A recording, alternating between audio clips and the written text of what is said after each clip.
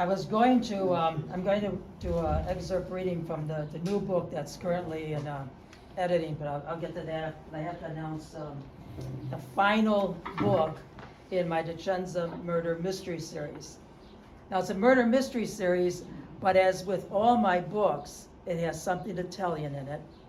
No matter what, even the one in Ireland has something Italian in it. It all begins in Rome, and then they go to Ireland to solve the mystery. So that's kind of like Tony that you heard from. There's nothing that I write that I don't have an Italian character or Italian piece of history or some kind of cultural thing that belongs. Dominic mentioned I wrote a biography on Michelangelo. I have an Italian Renaissance book on The Ring of the Magi, which is kind of a supernatural thriller. And then a friend of mine, author friend of mine, said I should get into murder mysteries. So 6 books later, I am coming up with Murder in the Museum, and the series begins in Chicago, and it ends with the final mystery in Chicago at the Museum of Natural History and Buckingham Fountain. So if you know anything about Chicago, if you love Chicago like I do, you'll love the highlights that are in here.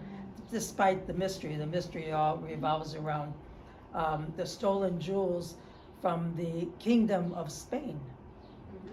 And Joseph Bonaparte was a king of Spain, but he was also the king of the 2 Sicilies beforehand. And that's how I began writing Murder on Capri, because Capri is part of the kingdom of the 2 Sicilies. When Napoleon, his brother, became emperor, and then he made Joseph the king of Spain. When Joseph was king of Spain, he was not kind of very popular, but he was very visionary. He created a modern monarchy way back in the 1800s. Okay. When Napoleon was defeated, he lost the throne of Spain. He had to escape because they were after him. The Brits were after him. So guess where he went? He came to America.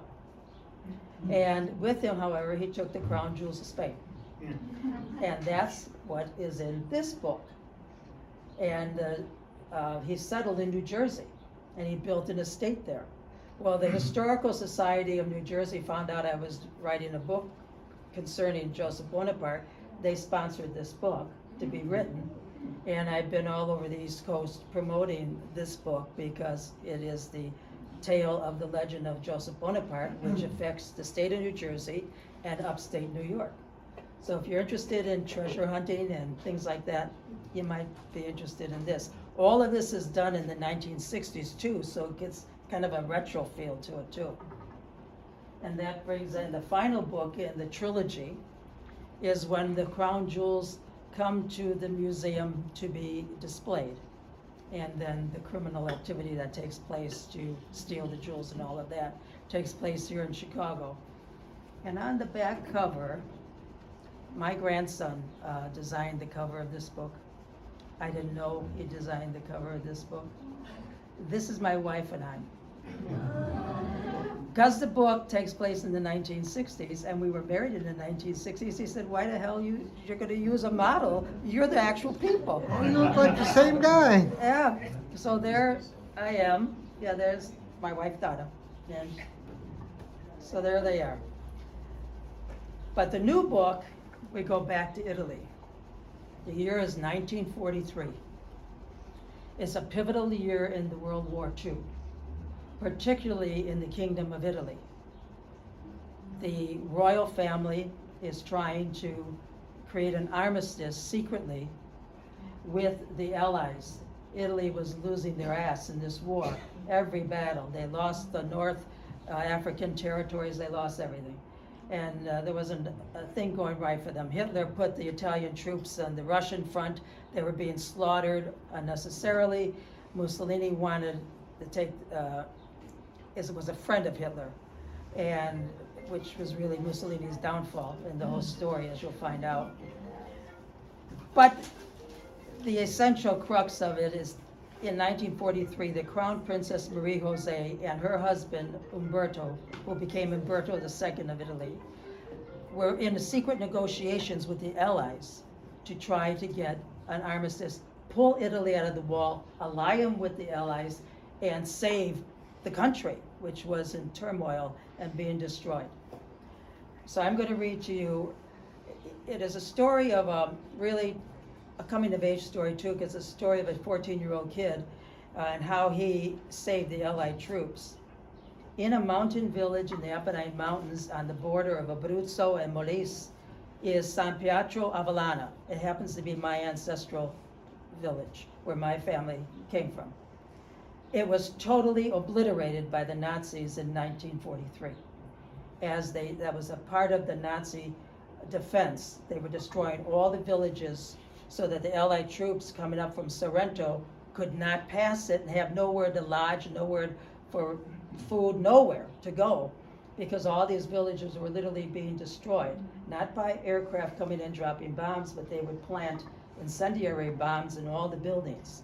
The only building that survived in San Pietro was the church, and that was because of Pius XII trying to protect all the church property during the war. So at the beginning of the story, and this happens to be this 14-year-old kid that I'm talking about in this story, happens to be my cousin.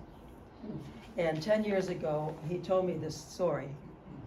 He's passed away since. He is older than me, and significantly older than me. And when he was 14, he actually led the Allied troops through the Apennine Mountains, showing them where the Nazis had planted the mines and saved thousands of Allied troop lives coming through the Apennine Mountains. And that's the basis of the story, and how this kid gets involved with the royal family in trying to bring down Mussolini and save Italy. Okay. Which book is that? Vivi's War. Vivi's War is the name of it. It's in editing right now. It'll be out this fall. But I'll read to you the preface, which is really like a little history lesson. It's not really the story, but I thought it'd give you a little background of what I'm talking about. Arthur, is that pretty factual that you're talking? This is historical fiction, but every historical event in the story is real. My cousin did save the Allied troops. They did point out where all the landmines were in the Apennine Mountains. That's all true. The Crown Princess and Crown Prince of Italy did work with the Allied troops, and Eisenhower and General Mark Clark and all of those people, to try to create an armistice, and an armistice was created by King Emmanuel III after the first one was rejected.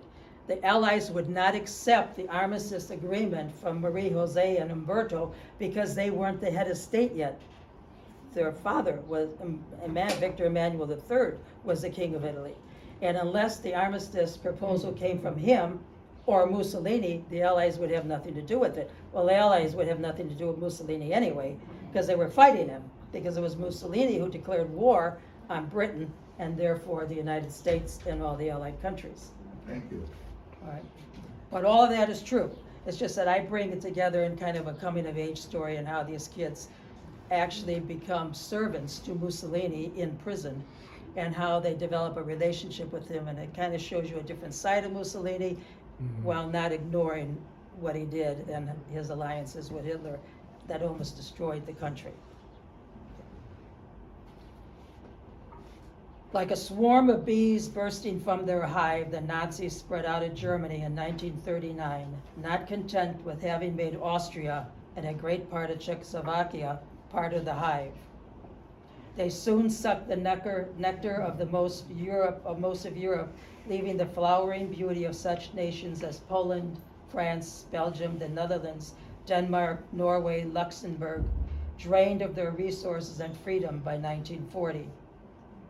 The Kingdom of Italy, watching these grand nations fall easily before the advancing Nazi troops, faced a decision, one which would spell the doom for them, but as yet they were unaware of the consequences of what their leader, Prime Minister Benito Mussolini, was about to force upon their nation.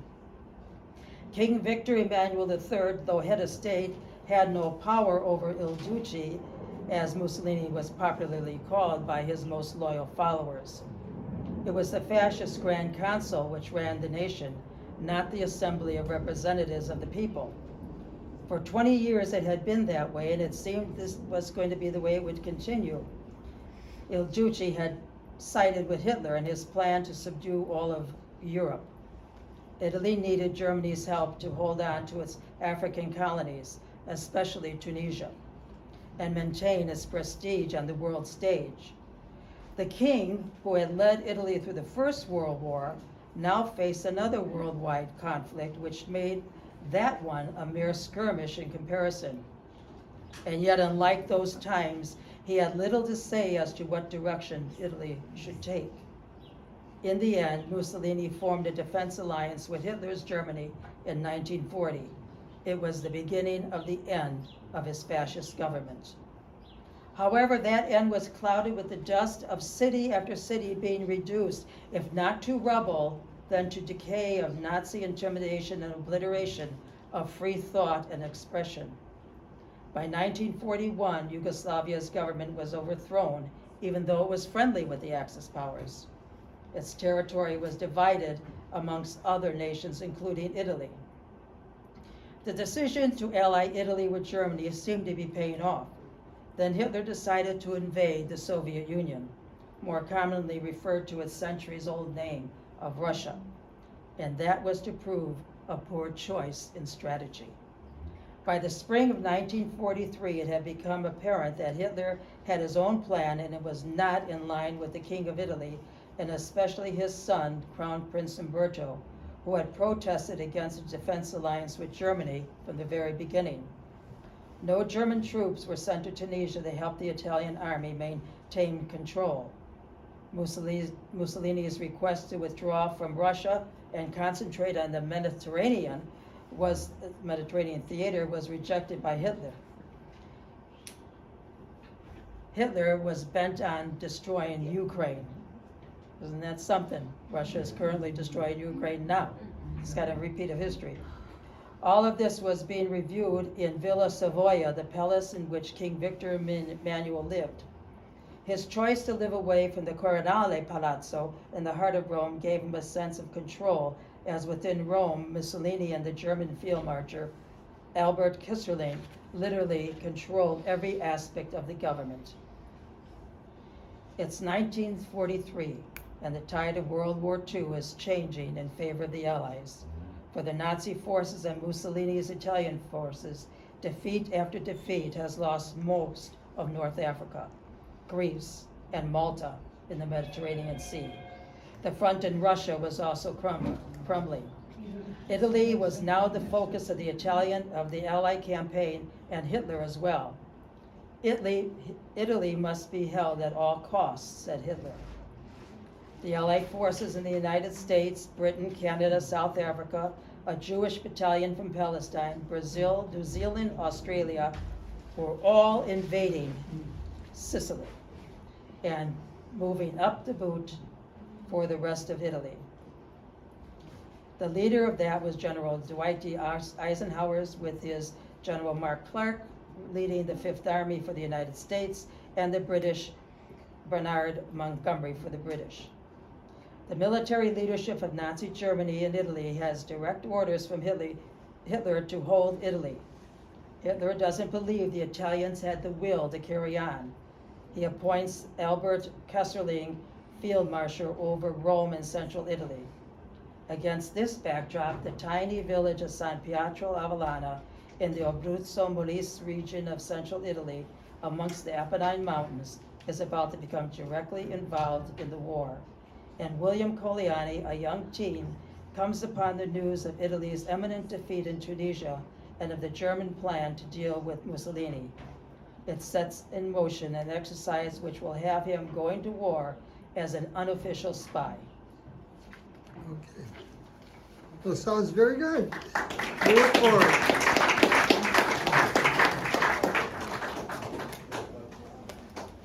Any questions about the history? Okay. Yes.